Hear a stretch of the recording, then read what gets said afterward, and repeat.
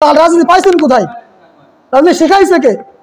কোরআনের মাধ্যমে আল্লাহ শিখাইছে। কোরআন এমন একটা জীবন বিধান, এই যে কোরআন দেখেন, এমন একটি কোরআন বিধান, এমন একটি জীবন বিধান, রাষ্ট্র জীবন, পারিবারিক জীবন, সামাজিক জীবন, প্রত্যেকটা জীবনের বিধান এই কোরআনে রয়েছে। কথা বললেই রাজনীতি, কথা বললেই ইমাম সাহেবরা যদি মসজিদে কোনো ইমাম 4 ইমাম যদি সংগঠিত হয় যে মহল্লায় কি প্রয়োজন, মহল্লার মুসল্লিরা নামাজ পড়তেছে কিনা, কোনো প্রকার যদি একটা আলোচনা হয় মনে করে হুজুর জামাত করতেছে। কোথায় পাইছেন এসব? এমনও কথা আসে কত ইমামদেরকে মসজিদ চুক্ত করা হয় এই কারণে। কথা বললে রাজনীতি, কথা বললে রাজনীতি কেন? আসসালামু আলাইকুম ওয়া রাহমাতুল্লাহি ওয়া বারাকাতুহু। ইন্নাল হামদুলিল্লাহ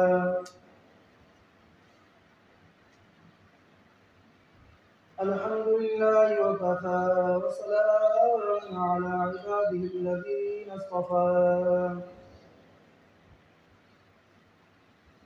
أما بعد فأعوذ بالله من شرور أنفسنا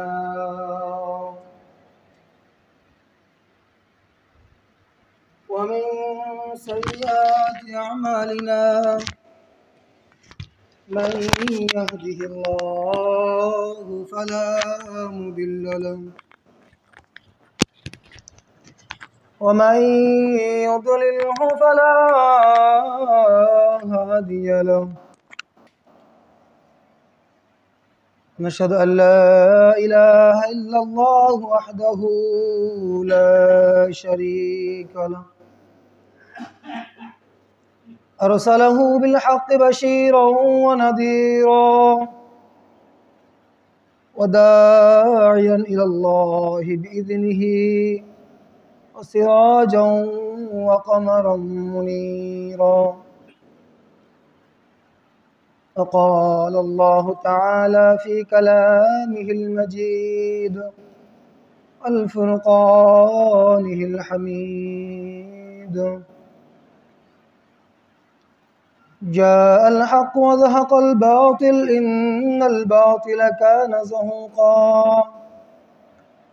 وقال آية الأخرى: ألف لام ميم ذلك الكتاب لا ريب فيه هدى للمتقين. الآخر: إن الله وملائكته يصلون على النبي يا أيها الذين آمنوا صلوا عليه وسلموا تسليما. সকলে দুরূদ শরীফ পাঠ করি। আল্লাহুম্মা সাল্লি আলা মুহাম্মাদিন ওয়া আলা আলি মুহাম্মাদ কামা সাল্লাইতা আলা ইব্রাহিম ওয়া আলা আলি ইব্রাহিম ইন্নাকা হামিদুম মাজিদ. اللهم بارك على محمد وعلى آل محمد كما باركت على إبراهيم وعلى آل إبراهيم إنك حميد مجيد. أما بعد, অসংখ্য অগণিত শুকর ও সুজুদ সেই মহান রব্বুল আলামিনের দরবারে, যিনি আমাদেরকে অত্যন্ত ভালোবেসে মায়া করে মহব্বত করে প্রত্যেক সপ্তাহের ন্যায় এই জুমার দিনে তার প্রিয় জায়গা মসজিদে এসে কিছু দিনই আলোচনা বলা ও শোনার তৌফিক দান করেছেন। এই জন্য শুকরিয়া আদায় করি, আলহামদুলিল্লাহ। অসংখ্য অগণিত দুরূদ সালাম পেশ করি সেই নবীর প্রতি, যিনি দোজাহানের কান্ডারি সরকার আলম নবী আহমদ মোহাম্মদ মুস্তফা সাল্লাল্লাহু আলাইহি ওয়াসাল্লাম। মুআজ্জাজ মুহতারাম সম্মানিত মুসল্লিয়ান ইকরাম, আমাদের যে আলোচনা চলতেছিল সূরা ফাতিহা থেকে আলোচনা শুনেছি, সেই জায়গা কিছু আলোচনা হয়েছে যে আল্লাহ রাব্বুল আলামিন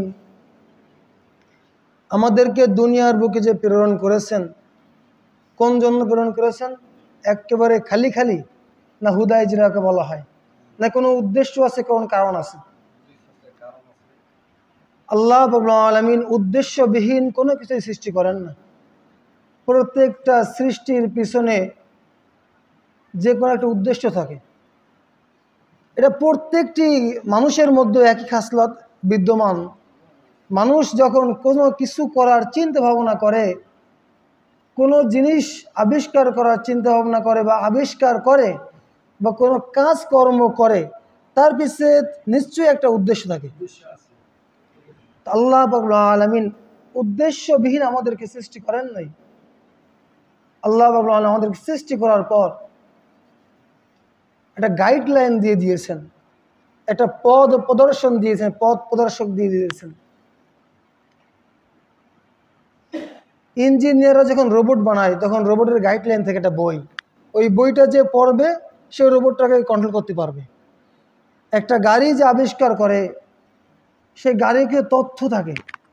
একটা ফোন কিনতে গেলে দেখা যায় ছোট্ট একটা বই থাকে, ছোট্ট একটা 3 পৃষ্ঠা 5 পৃষ্ঠা 10 পৃষ্ঠা যাই হোক একটা বই থাকে। ওই বইয়ের মধ্যে সমস্ত গাইডলাইন দেওয়া থাকে, কিভাবে এই ফোনটা চালিত হবে, কোন জিনিসের মাধ্যমে চলবে, কীভাবে কীভাবে এই ফাংশনগুলো চালাইতে হবে। থাকে কি থাকে না? থাকে। অনুরূপভাবে আল্লাহ পাক রব্বুল আলামিন আমাদেরকে দুনিয়ার বুকে প্রেরণ করার পর আল্লাহ পাক রব্বুল আলামিন আমাদেরকে গাইডলাইন দিয়েছেন। তো গাইডলাইনটা যে দিয়েছেন এটা আমরা জানি যে আল্লাহ তাআলা আমাদের গাইডলাইন দিয়েছেন। তো গাইডলাইনটা কিভাবে আমাদের কাছে আসবে? মনে করেন উপজেলায় আমাদের জন্য একটা ত্রাণ আসছে, ত্রাণ বা চাউল আসছে, উপজেলায় চাউল আসছে। এখন চাউলটা কাঠ ভিত্তিকভাবে দরখাস্ত দিয়ে তারপরে চাউল আনতে হয় না? দরখাস্ত দিয়ে কাঠের মাধ্যমে চাউলটা আনতে হয়। তো আল্লাহ তাআলা আমাদেরকে সেই দরখাস্ত পেশ করতে বলতেছে কিভাবে?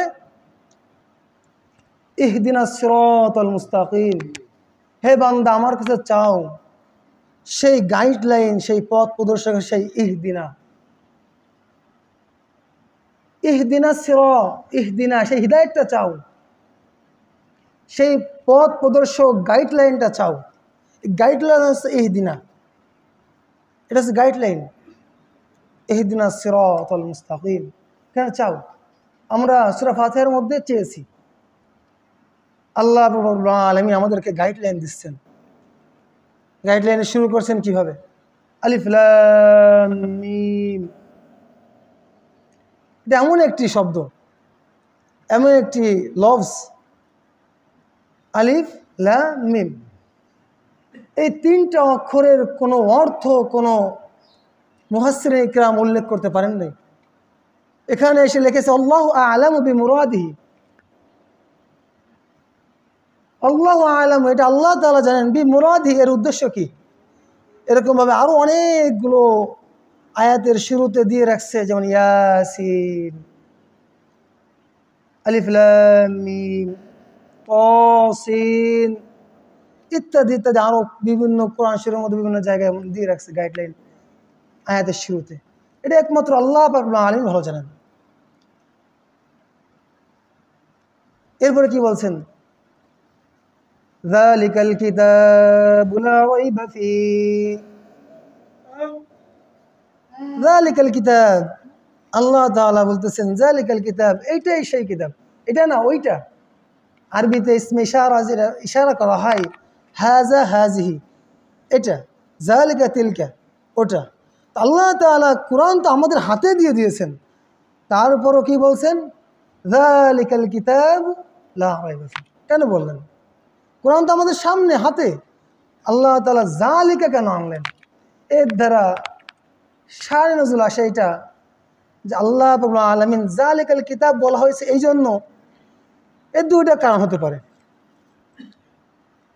একটা কারণ হচ্ছে আমাদের যে কোরআন শরীফটা আছে এটা কোথা থেকে নাজিল হয়েছে, অবতীর্ণ হয়েছে জানেন? লৌহে মাহফুজ থেকে। কোথা থেকে? লৌহে মাহফুজ থেকে আমাদের কাছে আসছে, তো সেখানে সংরক্ষিত আছে। এই জন্য আল্লাহ তাআলা ওইদিকে উদ্দেশ্য করে হয়তোবা ওইদিকে উদ্দেশ্য করে বলেছে যালিকাল কিতাব লা রাইব ফীহ। আরেকটা উদ্দেশ্য হতে পারে, শায়ে নজরুল হতে পারে যে এই যালিকা দ্বারা উদ্দেশ্য হলো তাওরাত এবং জাবুরের মধ্যে যে কিতাবের সত্যায়ন করা হয়েছে, তাওরাত এবং জাবুরের মধ্যে বলা হয়েছে এর পরবর্তীতে এমন একজন নবী আসবে যার উপরে একটা রিসালাতের দায়িত্ব দেওয়া হবে, সে ওই রিসালা অনুযায়ী ওই নবীর প্রতি তোমরা ঈমান আনবে। সুবহানাল্লাহ। এই জন্য ওই তাওরাত এবং জাবুরের দিকেও এটা ইশারা করতে পারে। তো সম্মানিত হাজরিন, বলতেছিলাম আল্লাহ রাব্বুল আলামিন আমাদেরকে দুনিয়ার বুকে প্রেরণ করেছেন একটা গাইডলাইন দিয়ে। সেটার নাম কি? আল কুরআনুল কারীম। এই গাইডলাইন দিয়ে দিয়েছেন। এই গাইডলাইন অনুযায়ী যে চলবে আল্লাহ রাব্বুল আলামিন তাদেরকে, যারা চলতে পারবে, যারা চলবে তাদেরকে আবার পুনরায় সেই জায়গায় নিয়ে যাবে যে জায়গা থেকে তাদেরকে নাজিল করা হয়েছিল বা বহিষ্কার করা হয়েছিল। বহিষ্কার এই শব্দ আসে না, যেহেতু আমাদের আদি পিতা, তার শানে আসে যাকে সেই জায়গা থেকে অবতরণ করা হয়েছিল। তো আমরা কোথায়, আমরা কিসের বাসিন্দা, আমরা কোথা থেকে এসেছি আমরা জানি না? বলেন তো আমরা কোথা থেকে এসেছি? আমার কথা বোঝা যায়? তাহলে মুখটা খুলি, আমরা কোথা থেকে এসেছি? জান্নাত থেকে এসেছি। আল্লাহ রাব্বুল আলামিন আমাদের জান্নাত থেকে আমাদের আদি পিতাকে দুনিয়ার বুকে প্রেরণ করেছেন। আল্লাহ রাব্বুল আলামিন আমাদেরকে আবার সেই জান্নাতে নেবেন, কিন্তু নেওয়ার আগে সেই নেওয়ার যে পথটা, যে গাইডলাইনটা, সেটা আমাদের অনুসরণ করতে হবে কি হবে না? যদি আমরা অনুসরণ করতে পারি ইহদিনাস সিরাতাল মুস্তাকিম। এই সিরাতাল মুস্তাকিম এমন একটি পথ, সিরাতাল মুস্তাকিম এমন একটি পথ, সোজা সাপটা, পরিপূর্ণ সোজা, কোনো দরজা নাই, আশেপাশে কোনো মোড় নেই, কোনো ধাক্কা নেই, কোনো কিছু নেই, সোজা একটা রাস্তার নাম আছে সিরাতাল মুস্তাকিম। যে ব্যক্তি কোরআনকে অধ্যয়ন করতে পারে, ইসলামের ছায়াতলে এসে ইসলামের পূর্ণাঙ্গ জীবন বিধানকে নিজের মধ্যে বাস্তবায়ন করতে পারবে, তার জন্য দুনিয়া চলাটা, দুনিয়া থেকে আখিরাত মুখে পর্যন্ত যে স্থান, আমাদের গন্তব্যে পর্যন্ত যাওয়ার যে পথটা, সেটা হয়ে যাবে ইহদিনাস সিরাতাল মুস্তাকিম। এটা হচ্ছে আমাদের গাইডলাইন। এখন একটি কথা, আমাদের বাংলাদেশের চলমান যে একটা ইস্যু চলতেছে, আমার এই আলোচনার সাথে পরিপূর্ণ মিল সেই ইস্যুটার। যারা নেট জগতে থাকেন তারা জানতে পারেন, ইস্যুটা হচ্ছে নারী কমিশন। কি কমিশন? বোঝেন নাই মনে হয়? শুনছেন? শোনেন নাই? আচ্ছা শোনেন তাহলে। নারী কমিশন নামে একটা সংগঠন আছে।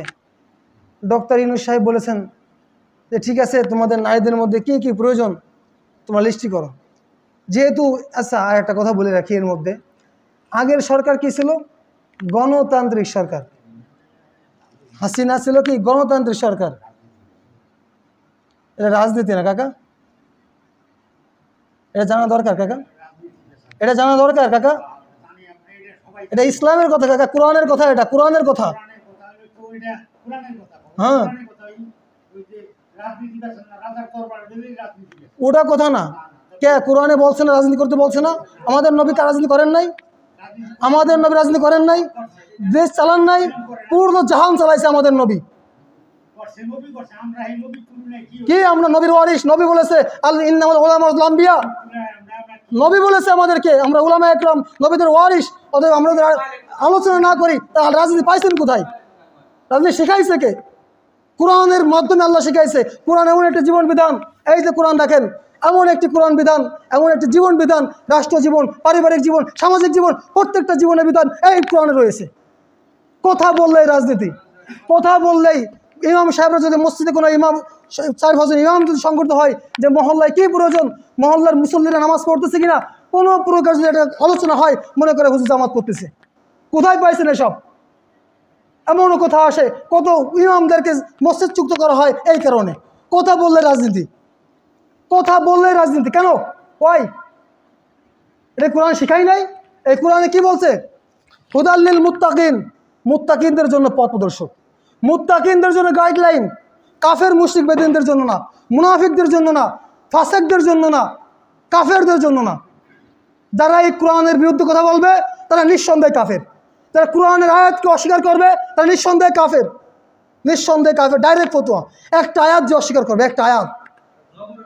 একটা আয়াতের একটা হুকুম যে অস্বীকার করবে সে কাফের।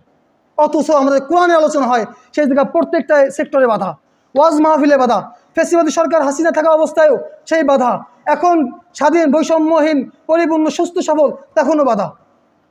এগুলো আমাদের অন্তরে ঢুকাই দিচ্ছে ইংরেজরা, এদের সব আমাদের ঢুকাই দিয়েছে আমেরিকারা। এই ইহুদিদের দালাল কিছু আছে, এরা আমাদের অন্তরে ঢুকাই দিছে। যখনই আলোচনা এটা করতে যাচ্ছি তখন এটা বাধা, যখনই জাতিকে সতর্ক করা হয় যে সামনে বিপদ আসতেছে তখনই এটা বাধা। আরে বাধা তো আসবেই, কারণ আমাদের নবীর প্রতি বাধা এসেছে। আমাদের নবী সফার পাহাড়ের উপর দাঁড়ায়, সাফা মারওয়া পাহাড় আছে, সেই পাহাড়ের উপর দাঁড়ায় বলতেছে, হে সবাহা ইয়া সবাহা। মক্কার যুগে, আরব যুগে যখন একটা সংকেত আসতো, যখন কোনো একটা বিপদের সংকেত আসতো, তখন একজন ব্যক্তি পাহাড়ের উপর দাঁড়ায় বলতো ইয়া সবাহা। সকালের বেলা কোনো সংবাদ দিত এ বলতো ইয়া গদা, বিভিন্নভাবে ডাক দিতেন। তো ইয়া সবাহা বলে যখন এক জায়গা হলো, সবাই একত্রিত হয়ে এসে দেখতে কী হলো, কোথা থেকে আওয়াজ আসে, দেখতেছে নবী আবদুল্লাহ ইবনে মুহাম্মদ ডাকতেছে। আবদুল্লাহ ইবনে মুহাম্মদ ডাকতেছে, তাকে জিজ্ঞাসা করা হলো কি হয়েছে, কোনো বিপদ? বলতেছে হ্যাঁ, এই শোনো আমার জাতি, হে আমার কুরাইশগণ, আমি তোমাদেরকে একটা কথা বলবো, তোমরা কি বিশ্বাস করবে? হ্যাঁ বিশ্বাস করব। কি? যে এই পাহাড়ের ওই পাশে কি শত্রু বাহিনী আছে, কিছুক্ষণের মধ্যেই তোমাদের উপরে হামলা করবে, তোমাদেরকে তন্ন করে ফেলবে, তোমাদের কচুকাটা করবে, তোমরা কি বিশ্বাস করো? সকল হ্যাঁ কলু বলা, অবশ্যই বিশ্বাস করি, কারণ আপনি আল আমিন, আপনি সত্যবাদী, আমরা আপনার কথার কোনো বিচ্যুতি করব না, আপনি যা বলেছেন আমরা মেনে নিচ্ছি। আর যখনই দেখতেছে সব নীরব নিস্তব্ধ, তখনই বলে ফেলছে, হে আমার জাতি, হে কুরাইশগণ, আমাকে আল্লাহ রাব্বুল আলামিন পুরো বিশ্ব জগতের মধ্যে আল্লাহ তাআলা তার প্রতিনিধি স্বরূপ আল্লাহ তাআলা আমাকে নবী হিসেবে তোমাদের মাঝে প্রেরণ করেছে। তোমরা আমার প্রতি ঈমান আনো, আমাকে আমার রাসূল আল্লাহর প্রতি ঈমান আনো, আমাকে বিশ্বাস করো, বলো লা ইলাহা ইল্লাল্লাহ, আমাকে রাসূল হিসেবে সাক্ষী দাও, রাসূল লা ইলাহা ইল্লাল্লাহ মুহাম্মদ, আমি মুহাম্মদকে রাসূল হিসেবে সাক্ষী দাও, মুহাম্মাদুর রাসূলুল্লাহ। যখন এই কথা বলেছে তখন একটু নীরব নিস্তব্ধ, মনে হচ্ছে সকলে ঈমান আনবে। মজলিসে সবাই কিন্তু কথা বলে না, মনে হচ্ছে সবাই কেমন চুপ, সবাই বলবে হ্যাঁ আমরা ঈমান এনেছি। এর মধ্যে দিয়ে কে একজন, তার চাচা আবু তালেব, সে বলতেছে কি, তাব্বাল্লাকা ইয়া মুহাম্মদ, নাউজুবিল্লাহ, নাউজুবিল্লাহ বলেন না, নাউজুবিল্লাহ, তাব্বাল্লাকা ইয়া মুহাম্মদ, এ মুহাম্মদ তুই ধ্বংস হ। এই কথা বলে এটা পাথর নিক্ষেপ করেছে। কোনো কোনো রেওয়াতে আসছে নবীজির কাছে এসে পায়ের নিচে এসে লেগে নিচেই পড়ছে, অথবা কোনো কোনো রেওয়াতে আসছে কপালে এসে লেগেছে। যাই হোক, তো মজলিসের মধ্যে সকলে কথা বলা লাগে না, একজনের জন্য যথেষ্ট। ওই আবু তালেব সে পাথর নিক্ষেপ করছে আর বলছে কি, তাব্বাল্লাকা ইয়া মুহাম্মদ। তো এখন বলেন তো, যে আবু তালেব এই কথা বলেছিল তার ধ্বংস কিভাবে হয়েছিল? আল্লাহ রাব্বুল আলামিন সরাসরি একটা আয়াত নাজিল, একটা সূরা নাজিল করে দিয়েছে, তাব্বাত ইয়াদা আবিলা হাবি ওয়া তাব। এ আবু তালেব, তুই আমার নবীকে ধ্বংস কথা বলছিস, তুই আমার নবীকে তুই হাত দ্বারা পাথর নিক্ষেপ করছিস, যা আমি বলে দিলাম তাব্বাত ইয়াদা, তুই ধ্বংস হ আবু তালেব, এবং তোর দুই হাত ধ্বংস হ। তোর কি দুই হাত ধ্বংস হ, তুই আমার নবীর বিরুদ্ধে কথা বলিস। দুই হাত, মুফাসসির ইকরাম বলেছে দুই হাত বলতে বোঝাচ্ছে যে হাত তো আছেই, সে তো পাথর মেরেছে, এক হাত দিয়ে দুই হাত কেন বললেন? একটা সামাজিক যুক্তি দেওয়া যায় যে এক হাতে যখন আমি শক্তি প্রয়োগ করব, তো এই হাত যদি একটু নড়ে তখন কিন্তু শক্তিটা আরও বাড়ে। এই যে একটা যুক্তি। আর একটা যুক্তি হচ্ছে তার যে শক্তি, তার সে বৃদ্ধ বয়সে আসছে, তার শক্তি হচ্ছে তার ছেলে, তার সন্তানাদি, তার পরিবার, তার কি শক্তি। কথা কি বুঝতেছেন? তার মুখ খুলেন, তার শক্তি। এই জন্য বলেছে যে তাব্বাত ইয়াদা আবিলা, দুই হাত দ্বারা বোঝাচ্ছে এইটা যে তার ছেলে মেয়ে সন্তান যা আছে সব ধ্বংস হয়েছে না? ইতিহাস জানেন না? সম্মানিত হাজিরিন, খবরদার আমরা আলেমদের পিছনে না লাগি, খবরদার। খুব খারাপ লাগছে, খুব খারাপ লাগে। এরকম একটা দুটো কথা নয়, অসংখ্য অগণিত আলেমদের বিরুদ্ধে কথা শোনা যায়, অসংখ্য অগণিত আলেমদের বিদ্বেষী, আলেম বিদ্বেষী কথা আজ চলে আসতেছে। কারণ আমাদেরকে পশ্চিমা সাম্রাজ্য যা শিখাচ্ছে, আমাদেরকে দাজ্জাল মিডিয়া যা দেখাচ্ছে যে আলেমের সন্ত্রাসী, আমাদের মধ্যে জঙ্গি, তালেবানরা যুদ্ধ করছে, এটা জঙ্গি। কিন্তু তলের ইতিহাস কেউ দেখবে না যে আমেরিকা যে শত শত বছর ধরে যে তালেবান যে জাতিকে ধ্বংস করে দিচ্ছে, পুরো দেশকে কুফরি গণতন্ত্রের দিকে নিয়ে আসতেছে, তাদের ফেসিবাদের দিকে নিয়ে আসতেছে, এই বিষয়টা রুখে দাঁড়ানোর জন্য মুষ্টিময় কয়েকজন ছাত্র যখন রুখে দাঁড়িয়েছে, তখনই পুরো জাতিসংঘে তোলপাড় শুরু হয়ে গেছে। তারা ছাত্ররা, তারা হুজুররা, তারা কেন যুদ্ধে লিপ্ত হবে? তারা কেন তার দেশকে বাঁচাবে? দেশ ছেড়ে দিক, দেশ ছেড়ে দিক। এই কথা বলতেও বড় আফসোসের বিষয় যে উলামা একরাম আপনাদেরকে সচেতন করে, সে উলামা একরামদের পিছনে আপনারা লাগেন। বড় আফসোস। আমি যে কথাটা একটু আগে একটু পরে বলতে চাচ্ছিলাম, সেটা হচ্ছে নারী কমিশন এমন এমন কিছু পেশ করছে, তাদের আবদার পেশ করছে, যে আবদারগুলো পরিপূর্ণ কোরআন ও হাদিসের সাথে সাংঘর্ষিক, এমন কিছু আবদার আছে। এই কথা আলোচনা আসার আগেই আপনারা তোলপাড় শুরু হয়ে গেছেন। কি রাজনীতি শুরু করছে হুজুর? আরে ভাই, রাজনীতি যদি আসে আমাদের সামনে, করতে হবে। কোরআন শিক্ষা দিয়েছে, কোরআন আমাদের জীবন বিধান, রাষ্ট্রীয় বিধান, সামাজিক বিধান, পারিবারিক বিধান, এটা হচ্ছে কোরআন আমাদের। হুদাল্লিল মুত্তাকিন, আরে আল্লাহ তো বলছে মুত্তাকিনদের জন্য হিদায়েত, আমাদের কাফের মুশরিকদের জন্য না। সমস্যা নাই, আমরা কাফের হই, কিন্তু খবরদার আমরা আবু তালেবের মতো না হই, আবু জাহেলের মতো না হই। পুরো জীবন বরবাদ, পুরো জীবন বরবাদ, দুনিয়াও বরবাদ, আখিরাতও বরবাদ। আল্লাহ তাআলা আমাদেরকে হেফাজত করুন। যে কথা বলতেছিলাম সম্মানিত হাজিরিন, যে নারী কমিশন যে প্রস্তাবগুলো পেশ করছে, তার মধ্যে খুব জঘন্য জঘন্য হয়ে আছে। তার মধ্যে প্রথম যেটা বলছে, সেটা দেখতে মনে হয় খুব ভালো, আসলে তো করা দরকার। প্রথম যে নাম্বারটা যেটা বলতেছি, আগেতে তার অগ্রিম কিছু বলে দিয়েছে, বুঝতে সুবিধা হয়। প্রথম যে আবদারটা, সেটা সামাজিক চোখে, আমাদের চোখে মনে হয় যে না, আসলে তো ন্যায্য কথাই বলেছে, কিন্তু এরা চাচ্ছে সমান অধিকার। নারীরা কি চাই বলেন না? নারীরা কি চাই? সমান অধিকার। কিন্তু ইসলাম তাদেরকে কি দিচ্ছে? অগ্র অধিকার। কি দিচ্ছে? অগ্র অধিকার। এখন বলেন তো, সমান অধিকার ভালো নাকি অগ্র অধিকার ভালো? না, কথা আছে, অগ্র অধিকার দিচ্ছে। আচ্ছা, মাশাআল্লাহ মাশাআল্লাহ, ভালো লাগছে কথাই। তো এরকম ভাবে ইসলাম দিচ্ছে অগ্র অধিকার। ইসলাম কোনো বৈষম্য দেখতেছে না, ইসলাম দেখতেছে ইনসাফ। ইসলাম দেখে ইনসাফ, আর ইসলাম কোনো সমান অধিকার দেয় না, ইসলাম দেয় অগ্র অধিকার। মহিলারা পেশ করছে যে পৈতৃক সম্পত্তি যেটা আছে, যেটা হিন্দু সমাজে বা মুসলমান সমাজে সমস্ত ধর্ম কর্ম নির্বিশেষে আমাদেরকে সমান অধিকার দেওয়া লাগবে, যে পিতা মারা গেলে ছেলে যা পাবে মেয়েও তাই পাবে। দেখতে ভালো না যে না, মেয়ের পক্ষেই আছে, আসলে তো ভালো কথা যে অর্ধেক অর্ধেক না দিলে কি আর চলে। কিন্তু এর মধ্যে এই অধিকার যদি আদায় হয়ে যায়, তাহলে কি হবে? এই অধিকার যদি আদায় হয়ে যায়, তা কি হবে সেটা ছোট্ট একটা বুঝ দিচ্ছে আমার ক্ষুদ্র জ্ঞান থেকে। দেখেন, মনে করেন আমি আমার উদাহরণ দিই, আমি মারা গেলাম, আমার একটা ছেলে আছে, একটা মেয়ে আছে। আমার ছেলে মেয়ে, আমি মারা গেছি, এখন আমার যে ছেলে মেয়ে আছে, আমার ছেলে মেয়ে সমান সমান ভাগ করে নিয়ে গেছে। আমার যে স্ত্রীটা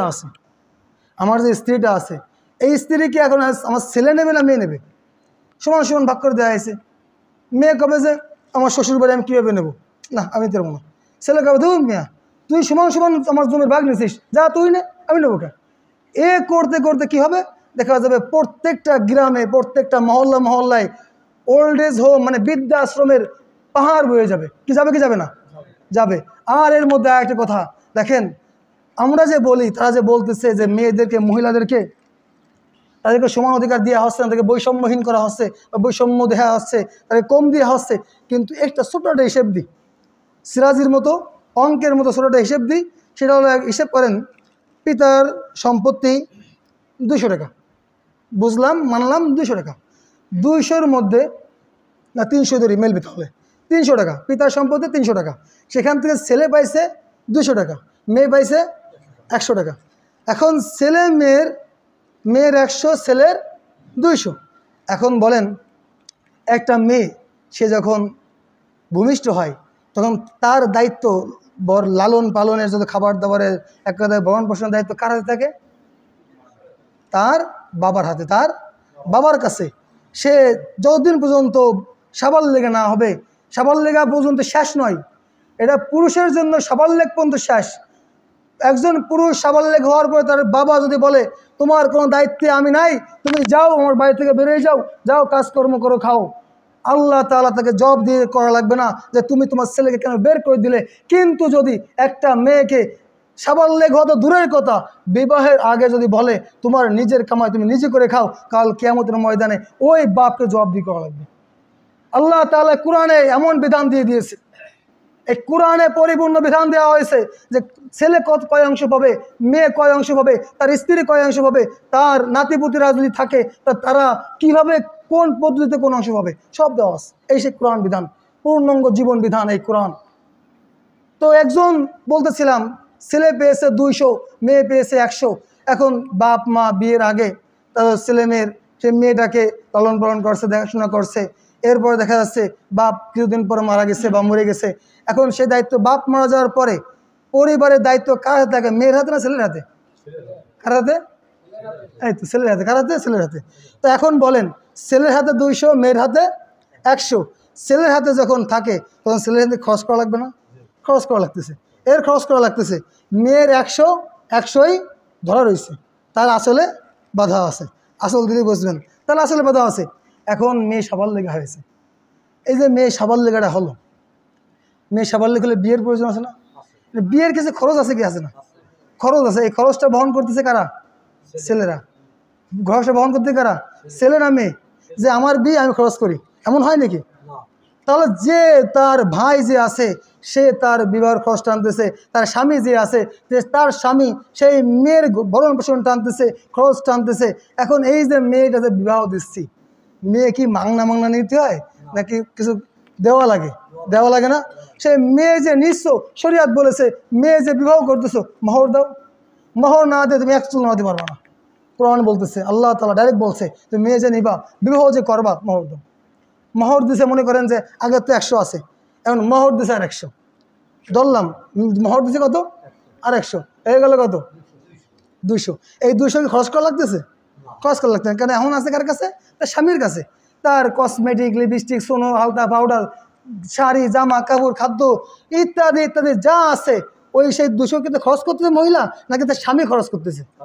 স্বামী খরচ করতে। তার মানে এখানেও একজন পুরুষ খরচ করতেছে। সেই মহিলার 200 আসলে বাধাই আছে।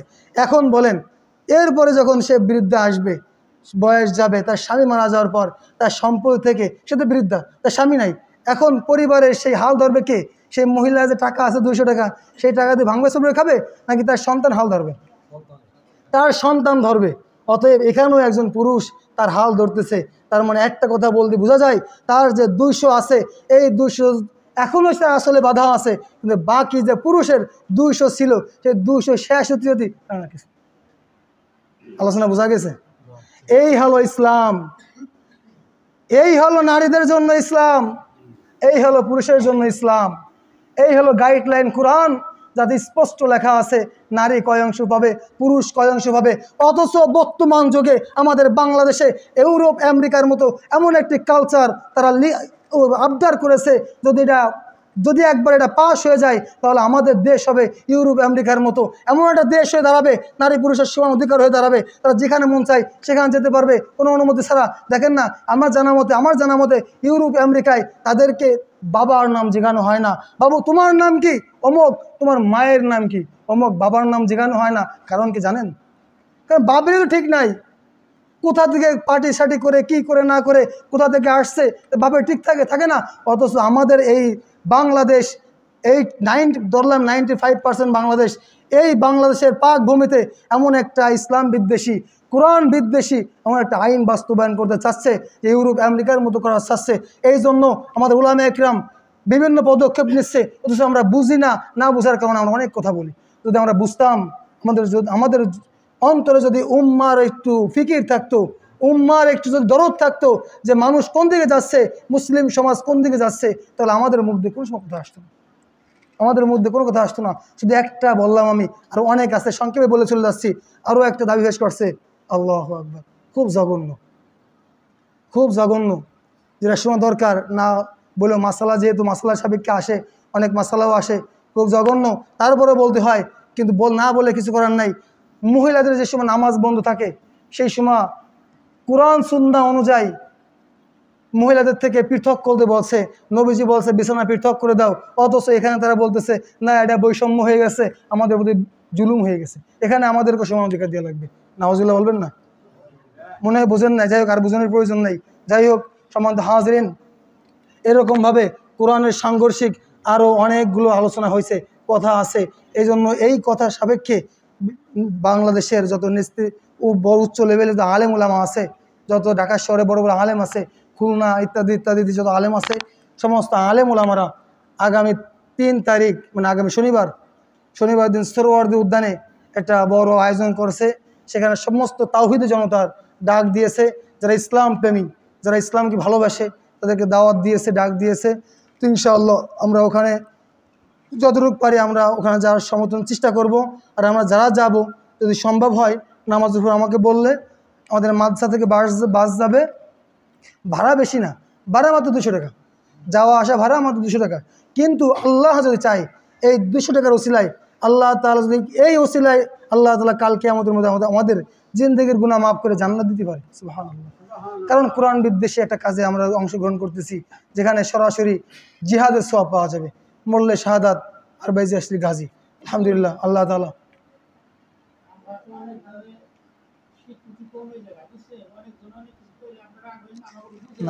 না, রাগ না এটা আমি বলি, এই রাগ না। বলেন স্যার, আমি বলতেছি।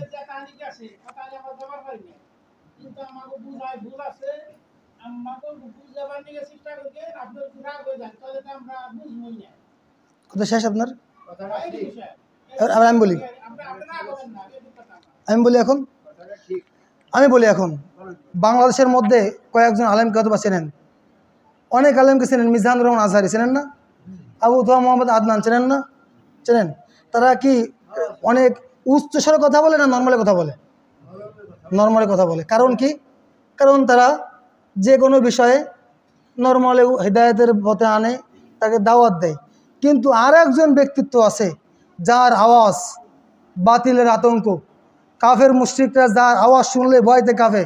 হাসিনা পর্যন্ত তাকে খুঁজে খুঁজে খুঁজে খুঁজে বেভাবে আটকায়ে তাদেরকে জেলে পর্যন্ত ভরছে, 3 বছর পর্যন্ত জেলে রাখছে। তার নাম কি জানেন? কি গন্ধি? মামুনুল হক। কে?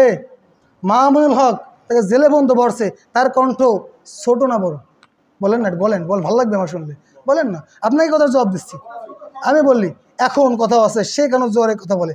কারণ যখন কোরআনের সাথে সাংঘর্ষিক কোনো কথা আসবে, যখন আমার নবীর বিরুদ্ধে কথা আসবে, যখন আল্লাহর সাথে সরাসরি আল্লাহর সত্তার সাথে কুফরি করতেছে, তখন আওয়াজটা এমনিতে বড় হয়ে যাবে। ওটা না, এই যে কোরআন সংঘর্ষিক কথা না, শোনেন, না না এটা বেকার না। শোনেন আমার কথা, এখন এই আলোচনা বাদ, এখন কথা আছে। দেখেন আমি বুঝাচ্ছি, আমি বুঝাই না এমন না।